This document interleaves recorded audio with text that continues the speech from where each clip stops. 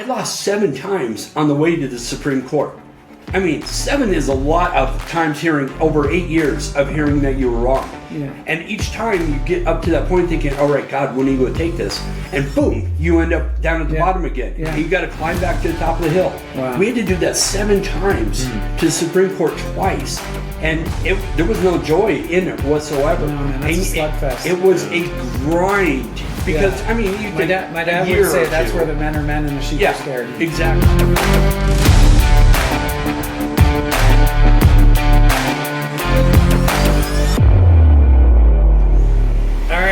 Welcome back, everybody. I'm Jonathan Lewis, and this is a special Fathers for Fathers podcast. I've got Smoking Joe Kennedy here. You're going to hear a little bit more about this guy if you haven't already through us. Joe is a retired Marine who just absolutely turned the United States inside out when it comes to religious freedom and being able to just exercise our faith publicly. So happy to have Joe here in Calgary. We both got here last night around midnight. You flew in from Pensacola after like 17 flights, delays. I flew in from Atlanta. This is MJ over here. MJ is our host. He's a good friend of mine. And 2 weeks ago, I said to MJ, hey, I met this guy in Oklahoma. His name's Joe. And he prays at the 50-yard line of football fields and disrupts American freedom and culture and religious freedom and everything. And we should like bring him to Canada. And MJ, being such a good guy, he's like, okay, Lewis, I'm game. So literally 10 days ago, we started planning this. This guy was so amazing to respond to a text and say, yeah, I'm in, I'll get on a plane and come up. And here we are on a Saturday morning, December, 7th? December 7th, yeah. December 7th, because, you know, it's really easy to organize an event with 60 or 70 guys in 7 days going into Christmas, but we did. And so I want to welcome you, Joe, for coming. Thank you. I want to thank MJ and his beautiful wife, Sarah. Coming, Sarah photobomb us. Because we're in your kitchen where we've taken over. Keep coming. There she is. Yay! Sarah and MJ are expecting their second. She's got a bun in the oven, 4.5 months. Oh, she's huge right now. By the time you see this, we might have baby MJ already in the world because it takes us a month or 2 to get this up and posted. But just want to thank these guys for hosting us, letting us take over their kitchen and their house today. Anytime. And MJ and Sarah have rented a theater here in town. We're going to play Joe's movie, Average Joe. If you haven't seen it yet, you need to watch it. It's all about the stewardship of freedom, not our freedom or our right to freedom, but for those of us that have freedom or some element of freedom, ensuring that like everything God's entrusted us, that we steward it well. So Joe, thanks for coming. We'll have links, obviously, in the podcast, guys. You can grab Joe's bio. You can grab links to the movie and streaming opportunities. I know in Canada it's streaming on Apple starting December 31st, I believe. So by the time you watch this, you probably can download it and watch it. Obviously download it because it helps Joe and the ministry he's doing. And I'm so thankful that you're here and sporting this awesome Fathers t-shirt. Brand new shirt. Even these we got printed in Calgary last minute for today's event. So yeah, let's just talk about all things guys, fatherhood, and Joe, I'm going to start with you. You and I were talking this morning over croissants. Joe had a French croissant, which was something he was not familiar with. And a Canadian Red Bull. French Red Bull. Is pink. Spiced pear. Yeah, we're in Calgary, but everything's French. And so you were telling me about a young guy that you guys took in for about a year. That one of our strays. Yeah, one of our strays. So let's talk about that, because I think a lot of time people experience fatherlessness, or they have these fatherhood ideas of what fatherhood is. But like for both you and I, we have father wounds, and yet you know you've actually fathered young men that, for all intents and purposes, biologically aren't your responsibility, and yet you and Denise made it your responsibility. So. Yeah, and that's really weird how God just puts that on you. And you know, not to get into all the mess of the background of it, but I didn't have that person in my life mentoring me, you know, developing me and looking out for me, very much like you, that we were orphans, and we've always been looking for something. And I don't want any kid in America or in the world. I mean, I could barely make it outside my house without finding a kid that is homeless or in need of a male role model in their life. That's why I started coaching. It was a calling, and that was the first time I heard my calling from God. I've heard a lot of worldly callings, and I've had natural talent and abilities for those, but God really put this on my heart that I am out there to help young men, these boys, become better men. And there was a kid who was working at Tractor Supply, and I don't know if you guys got that. So, this kid got a dirty shirt on and a sweat hoodie, and he smells like sweat really bad. And I'm like, dude, you need to present better than this. And I said, you got any clean clothes? And he says, well, I don't have a washer or dryer or anything right now. And I was like, oh, well, do you need a place to do that? And he said, yeah, but I could take it someplace. And I was like, dude, no, I'll take you home. Come on. And I said, where do you live? And he goes, well, I'm actually living in my car. And I was like, oh, no. So we took him home, washed him off, cleaned him up, fed him, and said, that I brought her home. Hey, hon, here's the kid. He's going to stay with us for the weekend. All right. Ends up staying. Sarah, sound familiar? Stays for a year with us, and I'm totally he's on fire for the Lord. He's gotten his act together. He's now in the Marine Corps. He's been promoted like 3 times just meritoriously. He's married. He's got a kid. I mean, he just needed somebody to just help him through this very short season of his life, and he just blossomed into this awesome young man. And I'm a million times better Marine than I ever been. So Right. That's incredible. And MJ, I know you had a lot of questions, like even coming into this weekend. You're like, okay, well, Lewis, I just trust you. We're good friends. And MJ and I just met in May. So it's, I mean, for anybody who knows me knows this is how I roll. But, like when we were planning this, you're like, okay, so what's this guy's story? And I sent the trailer and you're like, Sarah, you and Sarah are really busy. You're like literally rebooting your business right now. And busiest season we've had in a long time. And so, coming into this, what were you thinking? Like, what are we doing here? I was just thinking, it's, whenever Jonathan calls, I pick up the call, and it's usually something that's beyond both of us. So you got to we trust on before that. You do it. Yeah, totally. But it was.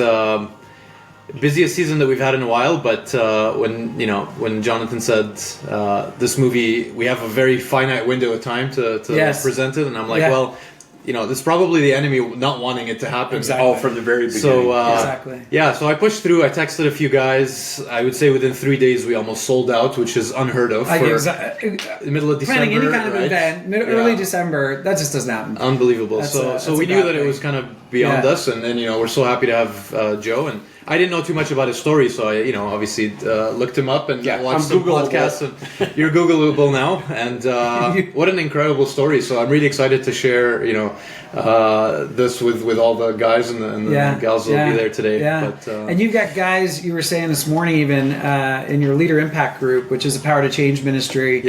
And you guys are doing a men's series called 33. Tell us a little bit about that, because at Fathers to Fathers, we just want all anything that guys can latch onto to get into their hands, right? So, and you're leading that group. Yes, and honestly, I think every man in the world needs to do this series. Okay, because it is an absolutely foundational piece for men. Right, defining biblical manhood, understanding how we got to where we are, understanding that we have a tendency to be passive, a tendency to not take risk. And to break through that and to use, in the material they go through 2 types of Adams. So the first Adam and then the second Adam, which was Jesus, who did everything kind of almost opposite of what the first Adam did. And we see the fruit of what he did, and what an incredible series. So we've only just started it with our Leader Impact group, but I've done a previous series that's from the same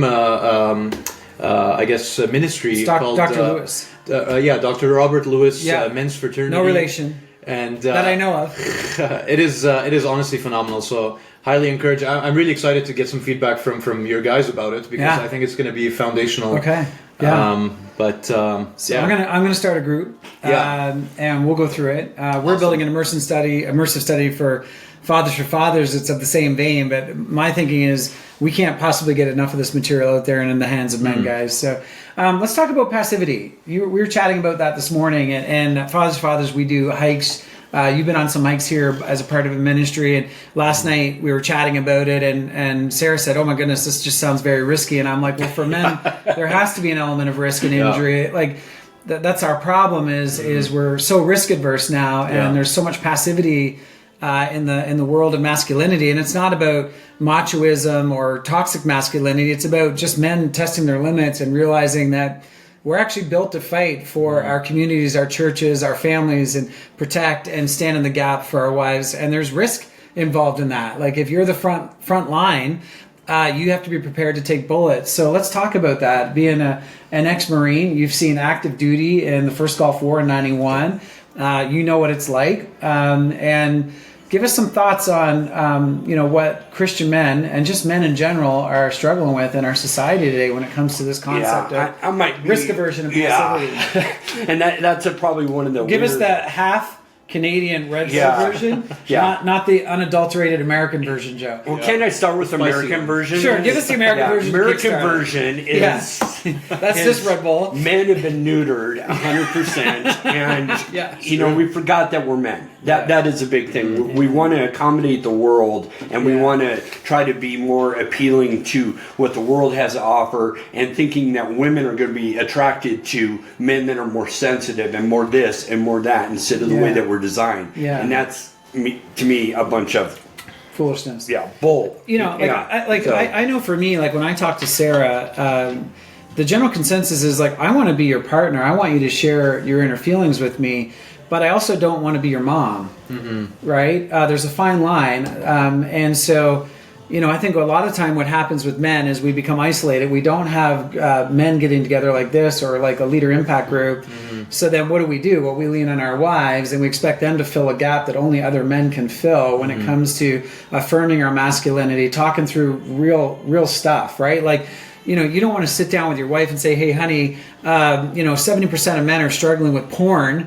And I need you to be my accountability partner. Your wife doesn't want to be your accountability partner on that. Your buddies should be. They shouldn't even know some of the struggles that we go through. That's right. That is just like they have holding each other accountable is all about. That's our design. That's not to be on them whatsoever. No, exactly. They want to know they can count on us. Yeah, it's like going to your kids and saying, "Well, your mom and I are having problems," and you go to your. I need you to be my therapist. You go to the right sources. Yeah. As iron sharpens iron, so men sharpen men. Right. That's right. Read the Proverbs, buddy. Read the Proverbs. I was going to say that's biblical. It is. It is biblical. I think it's in there somewhere. We'll find it. Yeah, it's in. I think it's Proverbs 3:21. Let's see how good my memory is. First, I got to find Proverbs. I heard it's in the Bible. Yeah. You guys keep talking. I'll look for it. No pressure on you whatsoever. Yeah, no, but I can say, if we look at what consumerism wants I'm of wrong. men. If somebody out there right now is watching this going, no, it's Proverbs like 21:3 or something. First comment. Yeah. So we'll look it up there, GPT. MJ. Yeah. But it is important, man. Iron sharpens iron, and men need to be in fellowship with other men, which is like even today we've got some 66 guys that thankfully this will be after the fact too, because the fire marshal would stroke out that we're cramming into a theater that holds 46. But yeah, it's about men really challenging other men. Proverbs 27:17. There you go, 27:17. For all you guys scholars out there that nailed that, all the power to you. As iron sharpens iron, so one person sharpens another. Yeah, and that's the thing that we always say. Those are so cliche, and how a diamond is made. No. That is true. Even if you look at the laws of nature in itself, even if you remove God completely out of the picture, that is the way nature. God, we know that God made nature to be, but scientifically, it is absolutely true. Yeah. And if you didn't have all that pressure, if you didn't have that hardness that was coming against each other, you would not be building what you have built. That's right. That's true. That's right.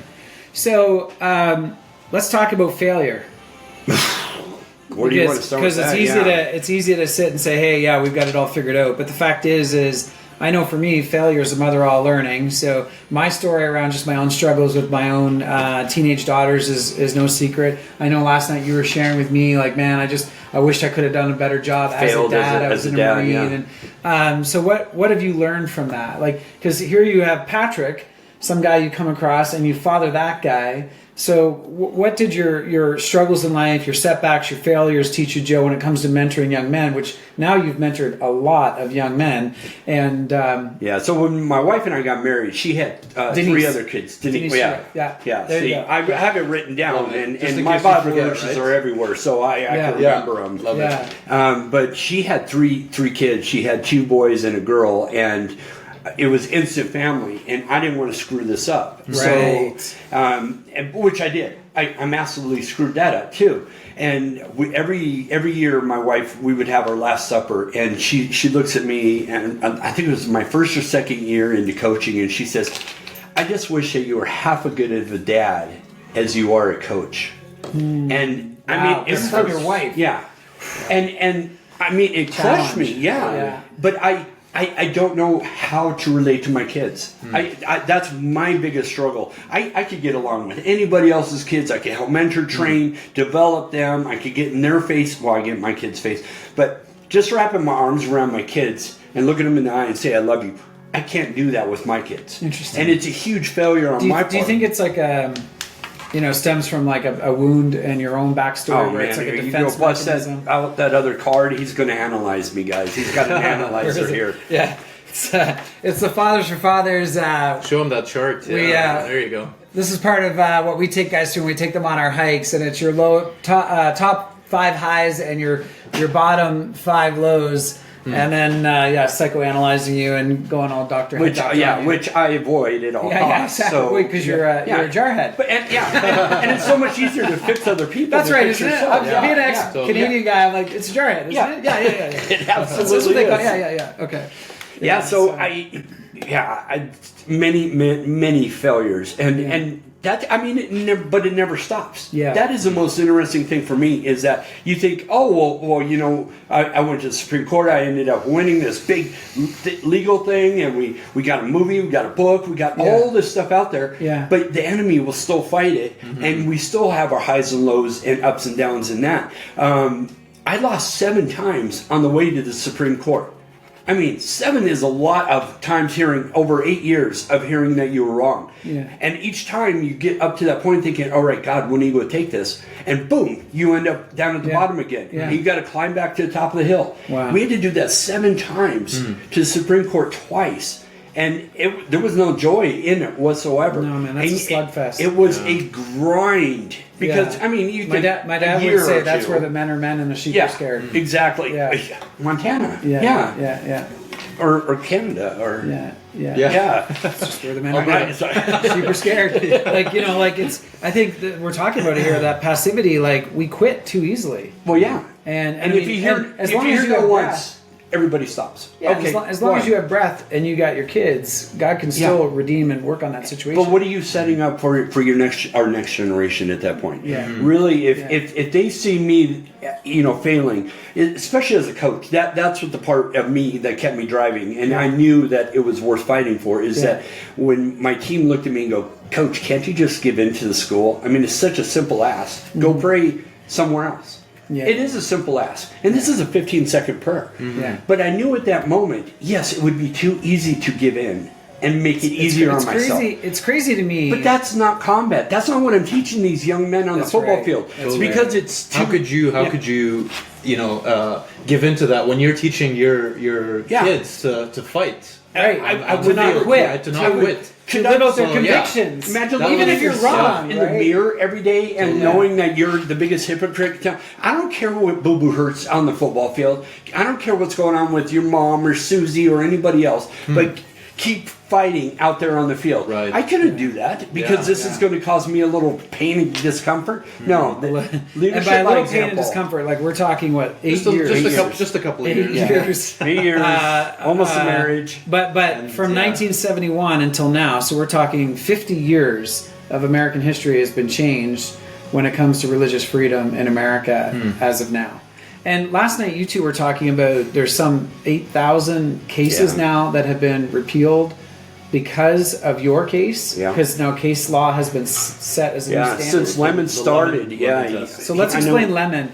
Because a lot of people would know, especially in Canada for Canadian viewers. I had no idea until a few days ago, but so it was under Nixon, was it not, in 1971? Oh, you're asking me who the president was? Come on, we can teach that in America. Okay, you can count on the Canadians. We know the American history. Yeah, 1971. There was this a case that went to the Supreme Court, Lemon versus Kurtzman, and this was a crash course for me. I never heard of this myself. Sure. I could probably you're just a football coach at high school trying to pray over the families. I can't name more than probably 5 Supreme Court cases. Yeah. And mine's included in on that. You know the big ones, Roe versus Wade. And, but so there's this one that was against religious liberties in America, and they kind of figured, well, how do we navigate this? We need to make a test. And so Lemon was the one who made it almost impossible for any religious liberties in America for as far as being in the public square.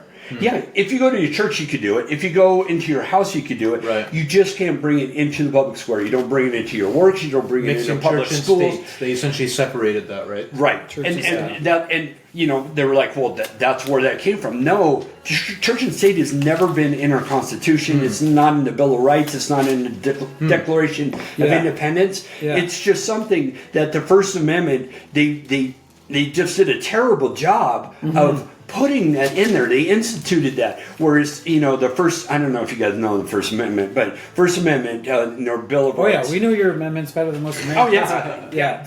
Because we don't have them.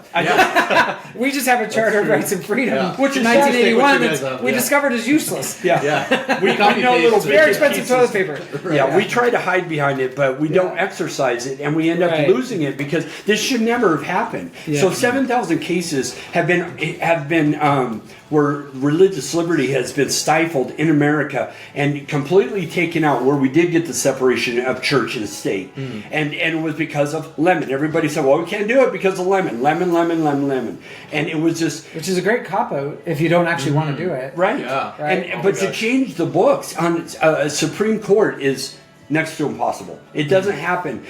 Just in the past decade, I think we've had more overturnings of past precedences in our Supreme Court in the past 10 years than we've had since it originally started. Wow. So, I mean, this is 1940s, 50s, 60s, and 70s that we're overturning now, that have been... We've been programmed all of this time to think a certain way. Right. We don't understand. And then meanwhile, like God's word, I mean, 2 things that I like. If you look at my social media feed, it says Matthew 5:13-16, be salt and light. Well, how can you be salt and light if you can't? If you have to stow your faith? Totally. And then, while you were talking, I was thinking about Matthew 10. I was able to find this one, 10:32. Therefore, whoever confesses me before men, I will also confess before my Father who is in heaven. But whoever denies me before men, him I will also deny before my Father who is in heaven. So it's like, as believers, it's incumbent upon us to not hide our faith, to be silent about it. Like that's just not the Great Commission. It's not what we. To take that a step further, we were talking. I don't remember if it was this morning or last night, and we were talking about being on the fence and living that lukewarm life. Yeah, I always say, listen, man, there's no sitting on the fence. Cultural Christianity, lukewarm, on the fence. Satan owns the fence. That's his real estate. The devil owns that real estate. So if you're on the fence, you're actually on the other side of the fence. You just haven't really... you don't know it. Yeah. And it says that God is going to be like, get away from me. I don't even know you. Yeah. Just Matthew 7:21-23. There it is. Now I'm cooking with gas. Yeah. I'm a little jet lagged, but now it's coming. The Red Bull must be... There you go. Well, I'm not even drinking Red Bull. I'm drinking a very fancy French cappuccino. You're smelling the fumes. Yeah. Coffee and octane. Coffee and octane. So 8,000 overturned cases to date. That number could continue to grow. And that's since when? That's since, when did you... 2022? So we're talking in 24, 26 months, 8,000 other cases have been... overturned, in the process of being overturned. Wow. And give us an example of what some of those cases would be. A really good one. It was Louisiana. They took down the 10 Commandments out of all the public schools, and courthouses and everything. If it was in the public square, they took it all out. Right. And they broke them and put them away into storage or wherever they put them. Yeah. And the day that we won our court case, Louisiana, I'm pretty sure it's Louisiana, ended up filing the case to bring all of that back out. It was like, this was taken out in error, but we had no recourse until now. Now it's in every public school is the Ten Commandments. In every public building, the Ten Joe, Commandments. I just read on my flight last night, you and I were on from Denver to get here, Texas is actually putting biblical teaching back into the school system. Yes. And that was just in the news this week, right? Yeah. So there's bills all over the United States that are being launched on behalf of this. So let's just talk about courage here, because really, we were talking about this, just all the biblical characters and how flawed they were. Like Noah was a drunk, and yet he built an ark, and it never rained before. Yeah. Right? So we got a guy with tremendous faith and courage. Sarah's bombing us again. Bye, Sarah. And we've got David, who is an adulterer and a murderer and a liar, and yet God said he's a man after my own heart. And Psalm 51 gives us evidence as to why, because he understood contrition, right? He owned his crap. And you can just go through all these characters of the Bible, but there's a common theme of it takes one guy, and I want to stress guy, because there are amazing women too, like Deborah and Esther and like Ruth and Naomi. Like the matrix of the Bible are amazing. But for the context of men, for fathers, a lot of the time it took like one guy who was an average Joe, right? Idiot. Who just said, no, like I'm not doing anything that's that offensive. The game is over. I'm walking out on the 50-yard line. I'm praying for the safety of the families and the players. And that was a promise you made to God. Yeah, that was my covenant, to give thanks after every single if game. you were going to coach. Yes. Because you didn't even want to coach. No, I didn't. They kept asking you. I don't even know anything about coaching or football or anything. So, yeah, it was just... Right. You got the wrong guy to start with. Have you seen the SNL skit, George Washington SNL skit on YouTube? Check it out. I don't think I have. Oh, it's so good. Check it out, guys. SNL. I think it's the funniest SNL skit I've ever seen. I can't remember the comedian, but he's really clean. But he's talking about football. And he said, we're going to give up the measurements that the imperial system use. So we're going to use inches, except for like the lame sports like swimming and track. But like in like a game like football, we're going to use yards and feet. Yeah. and they go on and anyway. It's hilarious because of course football wasn't a thing, and he's carrying on joking about it and talking about how like we don't actually use our feet in football. And then it's like, well, sometimes we do, and anyway, check it out. It's really funny. But when you said you don't know anything about football, I thought, well, neither did George Washington. And, yeah, right. But yeah, like at the end of the day, what you did know was what it was like to be a broken guy and to have no male role models and to experience abandonment, and that's all in the movie and in your story. And your greatest wound became the very thing that God was able to use for these young men. And so when he said to you, look, Joe, I want you to do this, but I want you to do it for my glory, right? I'm going to take your wound and I'm going to channel it for my glory and for the good of these young men. You couldn't really back down from that. No. Like that's a non-negotiable when it comes But that to was your a real easy step for me. Yeah. And because God made it's me such a small little thing. It is. Think about it. A 15-second prayer. So what? After the game. Yeah. It's ridiculous to even begin to start. And some of those little things are the ones that build up. It's all those tiny things that build up into the big mountains. So if we're eroding our foundation away from underneath with these itty-bitty tiny things, we're supposed to be the stone foundation of the world here. God gave us dominion over this earth, and we've done a pretty poor job of it. And every year it seems to get a little bit worse. And men end up being not so manly anymore. We hear, I hate when you said the toxic masculinity. There is no such thing. There is only masculinity, period. If people think it's toxic, that's on them. That's not on us. So they have to deal with that. But if we just, those little tiny things that we can't just stand by anymore and say, that has nothing to do with me. You could take up any of them. Take anything out of this book of the word of the Lord, and you can take every one of these things out.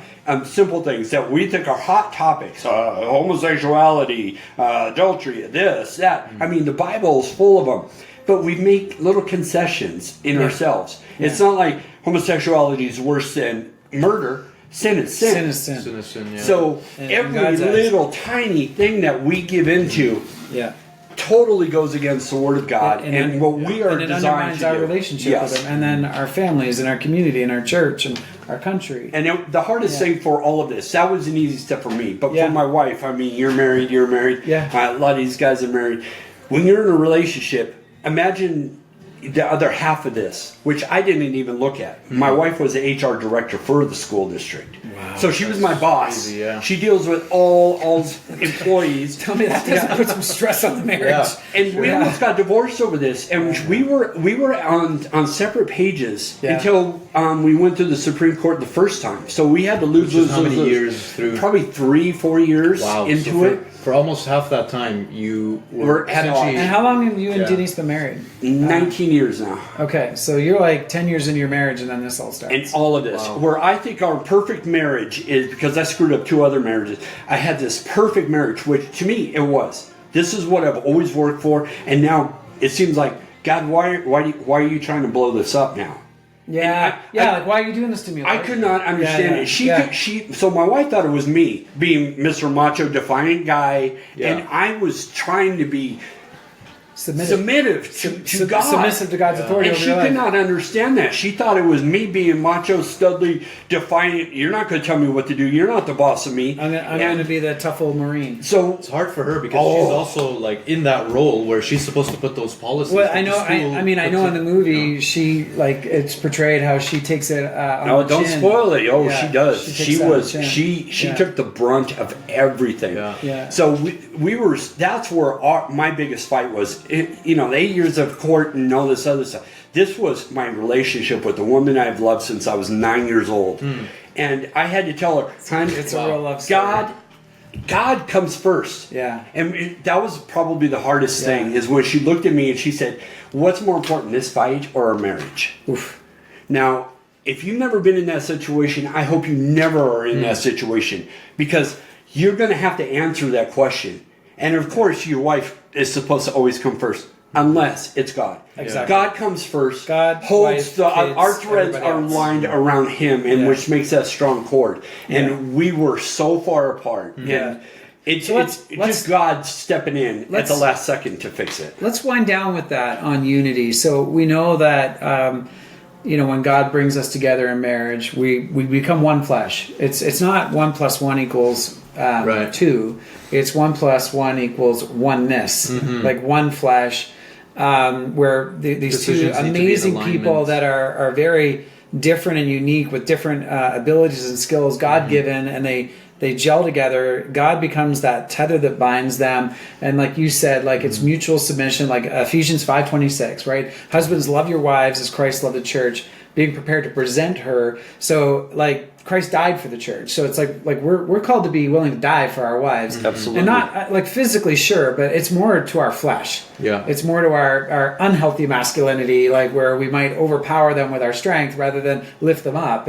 And so I sit here and I think, okay, you guys go through this terribly divisive season where it's the enemy's using vocational paychecks, stability in your home, stability in your community to try and disrupt your marriage, which it makes sense because now you've taken a stand for God. So what's he going to do? He's going to go after the next most important relationship in your life, which is your wife, right? If you can't get your wife, then he'll go after your kids. I mean, it's like an old playbook. I mean, he's been doing this for thousands of years. Yeah. If you can't get your kids, then he'll go after your work. If you can't get your work, he'll go after your health. It wasn't even, my understanding is there's also Christians that were telling you to back down on this. Oh, you don't need to pray in public. Go pray in private. Those are the fence sitters. Yeah. They're like, you're making me feel uncomfortable because I'm not prepared to do this for the Lord. My home church would not support me in this. Yeah. Wow. Well, that doesn't surprise me.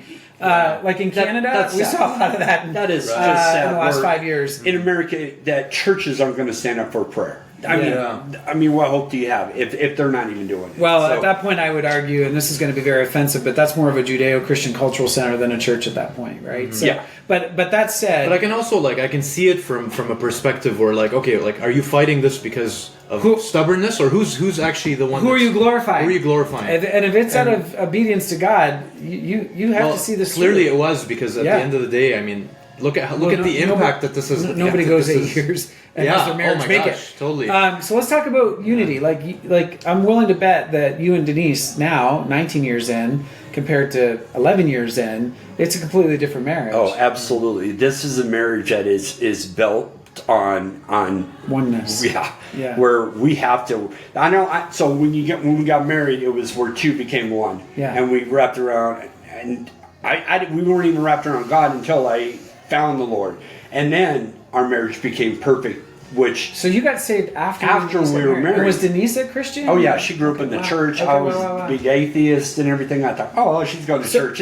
So what was that? What was the big critical moment, like 4 years in, where you knew you'd sort of come out of the real fire through this, and you two were like aligned? You were like my tattoo. Yeah. You were locked. The Fathers for Fathers. I love it. Yeah. So it was right after she said, "What is more important, our marriage or this fight?" And I had to look at her and say, "This fight," which was the breaking point. And she lost it, and she's crying, and she goes, "I can't do this anymore." And I said, "I'll leave. We're gonna take a break." Like, I don't know if you watch Friends, but we're gonna be on a break. And I was getting. Does that make you Chandler? Ross. Right, sorry, Ross. Pivot. Pivot. Okay, we're gonna pivot. Yeah. And so I grabbed some things. I was headed out of my house, and the guys, Kendrick Brothers, who made Facing the Giants, which is the whole reason I started coaching. Sure. Got a video from them, and it was him standing on the 50-yard line where they filmed Facing the Giants, and he says, "Coach, I know you and your wife are going through some battles right now." And my legs gave out. I fell down the stairs. I ripped our banister off the wall. My wife comes running out. You forget about all the fight you just went through and the brokenness, and she thinks I'm dead on the bottom of the stairwell. And I can't talk. I'm sitting here, just trying to breathe. And it wasn't because I was injured. It was because I couldn't breathe because God showed up. In the 11th hour, 59 minutes and 59 seconds, I handed her the phone, and we sat there and we cried in each other's arms, sobbing for hours. The Kendrick Brothers are awesome, man. And what they're doing in this space, two became one again, and that cord will never ever be broken. Wow. Yeah. Because he was tempering our threads this whole time. And we might have been in different lanes, but once we got together, from that moment on, it was like the scales were removed from our eyes. You guys were back to back, united. Yeah. And it was. It must have been a completely different, game at that point. Because now you're like, I have game on. My biggest supporter with me right now. She finally understands this is God thing. This is. I don't want to do this. I don't want to be here. I don't want to be doing this. Exactly. So undivided team, and she sat beside me the rest of the time, all the way through, and boom. We ended up winning together. That's awesome. Amazing. The victories was God. Victory's the Lord's. I think the victory is and are still we happening did it right now. Oh, totally. All three of us did it together. Where it's interesting. Why did I lose? Why did I lose? Why did I lose? We were so divided until we were together, and God said, "Now I will, since you are now prepared for it, I will give you that glory." Wow. I don't like his timing, but he knows what he's doing. Yeah.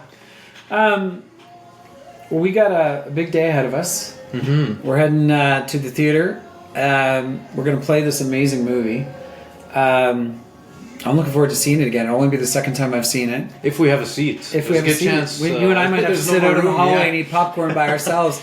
I'll narrate it for you. I'm ready by now. It'll be the three of us out in the hallway making sure the guys get to watch it. But I know I woke up early this morning, and I just really feel like there's guys coming to this theater today that are going to, they're going to come into a relationship with a Heavenly Father and really get to a place where they recognize what Christ did publicly. I think this is the important thing. Like, Christ was God, come to earth, experienced all the pain and hardship that we've experienced, and he went to the cross and suffered a scandalous, public, horrendous death because he loves you. He loves me, he loves Joe, and he loves MJ. And I just feel like today there's going to be guys that are going to have that aha moment where it's like, okay, this is about the stewardship of freedom, but we have to steward everything But the very first thing we have to do is recognize that we have eternal souls that are going to live forever. And there's only two things that are eternal. It's God's word and our souls. And each and every one of us are going to be facing eternity where we're either separated from him or we have this eternal fellowship with him. And so I'm looking forward to seeing how some of the guys in the audience respond today. This movie technically is available in Canada, but not shocking, it's not playing anywhere in Canada. It'll be streaming on Apple, I think in the new year in early January. So if you don't get to see it, try and find a streaming platform for it. It's also streaming on other platforms too. Like in the States, it's streaming on just about every other platform. Okay, you can buy not PureFlix yet. There's that whole. So you might have to use it. You might have to use a VPN, gents. And if you don't know what that is, because you're over 40, or just move to Canada. Yeah, if you're over 40, just get one of the young guys in your circle to help you set up a VPN, and then you can pretend you're in America and watch it there on any streaming element. But like we do for all American sports up here. Don't expect I want the American commercials during the Super Bowl, not the Canadian Tire commercials. Well, I mean, you've already seen the movie, so you know this isn't a cheesy. No, man, this is a real movie about real life. It was really powerful. The matrimonial dynamics of what you guys went through is captured. Your backstory and your fatherless journey is very well articulated and captured. And how I think what moved me the most is literally the name of the movie, Average Joe. Joe is an average guy. Like, I see him at the airport in Denver. He's grabbing a Quiznos. He can't find his passport. I'm like, holy smokes, I hope we get on this plane together. Like, it's holding up the line. It's just regular train wreck kind of guy stuff where it's like, we're lost without our wives. We can't figure out how anything works or where we're going, right? And then at the same time, it's like all he's looking for is a heart that's postured towards him and willing to just obey. And I think sometimes it takes guys who are relatively dense to just say, okay, this is a simple marching order.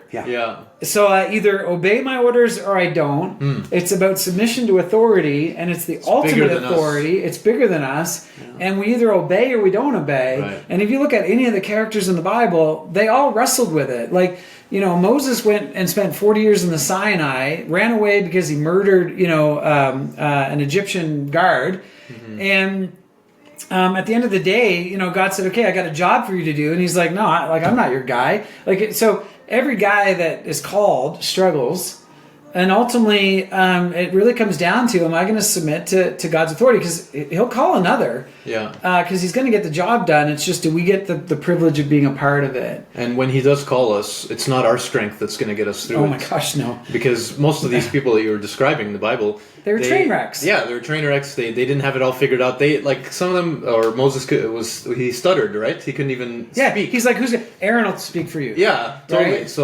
So just to I guess to encourage the guys is, if you feel like God is calling you in a direction, just know that He's going to give you the strength to get through it. Yeah, and that could be in business. He will equip your family dynamics. He will equip us. Yeah. And you don't have to know anything. I've seen we don't it time have to and have time it all again. figured out. I've seen it time. You never will either. A really That's comforting thing for us. We were talking about that. I said Moses would be like the engineer or the architect or the accountant in the group, where he's like, well, I need to know the plan. Yeah. And God says to him, just tell them I am.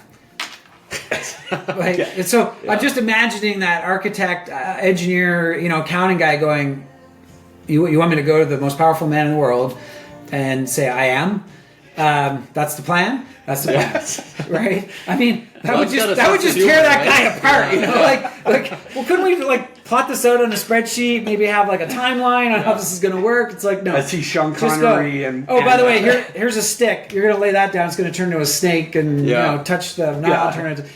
So and then you got other guys like Peter, who's like the total opposite. He's like, I'm all in. Whatever you need, I'm your guy. Yeah. You're going to deny me 3 times. Not a chance. When push comes to shove, I don't know that dude. Don't you know Jesus? No, I don't know that guy. Yeah, right? And so he refines. God still loved him and he refines our character. An incredible prophet. So he says, you're going to be the rock that I build the church on. And the day after Pentecost, Peter walks up to the lame guy and says, I don't have any money because I'm still just a regular Joe fisherman. Preaches an amazing sermon. 3,500 people get saved. And then he tells a lame man to get up and walk. Yeah. Right. And everybody just sits back and is like, the beauty isn't of this guy just, wasn't that the fisherman who owed a bunch of taxes and couldn't pay them? But not everybody has to have the story in a Daniel story. We just have to listen to what this word says and just go to God. Yeah. If He wants to use you as a Daniel, so be it. If He wants to use you as a Moses, so be it. Yeah. But we don't have to be equipped. We don't have to be the smartest. We don't have to be anything. We are all broken. We are all just 100%. We are not ready for any of this. But we are all called. Right? People suck. We will always, do things that are hurt people. Yeah, totally. So really, our foundation should be Jesus, because He was a perfect, sinless man, sinless God. And we need to pray about it and see what God has to speak into our life. And if it's something that God is calling us to do, we should just take that step of obedience, and that's all we're called to do. It's that first step. Yep. And God will plan the rest of our He's calling you to have that. It's funny. You look at our relationship, right, in its infancy in business. Yeah. And for me, it is absolutely walking by faith and not by sight. Going absolutely against my flesh, because the easy off ramp is, money. Right. And alternatively, the Lord's like, no, this is what I need you to do. And I'm like, well, I don't have the money. I don't have the manpower. I'm in Nova Scotia, Canada. Yeah. I don't even know how I'm going to do this. I don't have the people. Yeah. I I literally can riddle off all the things I don't have. Right. And He's like, yeah, but what you do have is a heart postured towards me. And that's actually the only thing I need. Yeah. That's all I need is a contrite and broken heart. Totally. Yeah. And I think, to encourage the guys that are watching this, you don't have to have it all figured out. No. You could be an average Joe, and you can have an amazing eternal impact. A little below average. Below average for me, of course. But I think he was talking about himself. You're above average. I think we're all below average. But the reality is, we have the Creator of the universe that's by our side, and we just need to continue to pray about it. And if we feel called in a direction, then take that first step of obedience. And that's right. And again, we won't have it all figured out. We're going to go through challenges, but God allows us to go through challenging times because there's an opportunity to learn, opportunity to develop grit and perseverance, and get to another level with Him. That's right. And He likes risk takers. Yeah. God loves risk takers. Like if you look at no risk, no reward. Matthew it's a cheesy 25. thing, but it is absolutely the story of the talents. So true. The guy with 5 talents and the guy with 10 talents, he's like, nice, here's some more, go for it, keep doing it. The guy with 2 talents didn't go so well for that guy. So if you want to go read Matthew 25, the story of the talents, don't be the guy with 2 talents. Not a good outcome. Yeah. And everything starts from my thing is, you just do what's right. It's as simple as that. You do what's right. And it starts here. You get your heart and your butt wired together, and then it's your spouse and your family, and you branch out from there. It's not where you're just jumping out into the deep end. No. You start here on your knees, and God will direct where the rest of it goes. And another thing I would say is, and you can speak to this, 8 years, let it be His timeline, not yours. So I think very often, guys, we get this clear, I feel like God just gave me a super download where He actually showed me the next 3 steps. Right. So what do we do? Okay, good. I got it. Attach a timeline. I got it here. Timeline. We're gonna do this. Here we go. And of course, everybody around us is like, "So, what's your plan?" Yeah. Right. And I've really gotten used to now saying, "Well, we're holding it very loosely, and we're trusting the Lord and letting Him order our steps," because I don't have a plan. Right. I have a plan, but it's His plan, and it's not my timeline. It's His timeline. It's intricately and that's detailed, hard, but He keeps especially it close for a to his chest. For sure. He doesn't tell us what that plan is. Yeah. He knows all the details. It's almost like but that's His job. His job are all the details. Yeah. Exactly. We just have to be willing and obedient to do it. Take that step forward. That's be right. bold. That's right. I think that's the beauty of our faith is, at the end of the day, we're made in God's image. God gave us free will. So what that means is, He didn't tell us, He's not a dictator telling us how He wants us to worship Him He's saying, you have free will, I've made you in my image, and you're going to go through some interesting, because I'm going to shape your character. Challenges, and each of those things, we can look at it as why me, and take that approach, or we can say, okay, well, this is a moment where God is gonna shape me, gonna change something in me. And so if we look at it that in a good way, in a good way, and it's not going to be easy because it's probably something we don't want to let go of, or we're holding on to. And we're told that the Christian walk is actually going to be a tough one. So we can either wait it out and just take the easy way out, or we can face the challenges and we're gonna the last thing you want to do is be in your deathbed and say, "Man, I wish I'd taken more this, risk or did something." And like, I don't want to have regrets. I'd rather regret the things I did do than I didn't do. right? Yeah. Better to fail and learn something from it. Yeah. So Johnny Cash said Christianity isn't for wimps, and Bob Dylan said you got to serve somebody. It might be the devil, it might be the Lord, but you got to serve somebody. So guys, our call to you is get off the fence. Satan owns that real estate. And get in and like get into this and get around other guys and like sponge up content like this and surround yourself with guys that are on the same mission, which is simply they're running after something far greater than themselves, something transcendent, something that is God and His Son. I just want to thank you, Joe, for flying up here. I know it wasn't easy yesterday, and then of course we were so jazzed last night. I think we went to bed at 1 o'clock. Then I laid in bed till 2 a.m. You were texting me like, "Listen, when we get to your house, like we're just gonna pass out. We're gonna be so tired." And then we're like, ah! And then we get here and we start chatting for 3 hours. So. I think Sarah was like, "Oh my gosh, I gotta go to bed." But anyway, guys, thanks for tuning in. Obviously, Fathers for Fathers, we love you. Joe, what he's doing is for you. And we just pray over you that you would just run hard and fast after something that is transcendent and long-lasting, and you can take into eternity with you. And it's not any of the stuff in this world. I mean, Pharaoh tried to take it all with him, and all his tombs just got raided. So if you want something that's going to outlast you, it's going to be spiritual in nature, and it's going to be in here. Bless you guys. Thanks for joining us. Thanks, guys.